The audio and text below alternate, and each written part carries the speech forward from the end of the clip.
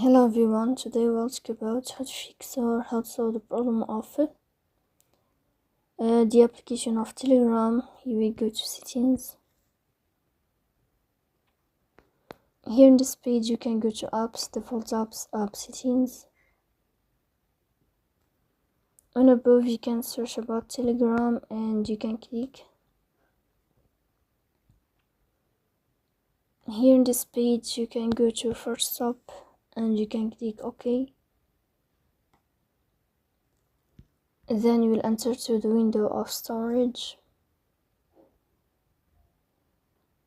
Here you can click on clear cache, but pay attention, don't click clear data because that can cause you errors. So please don't forget to support us by like and subscribe. See you next time in another video, and thank you for your attention and your watch.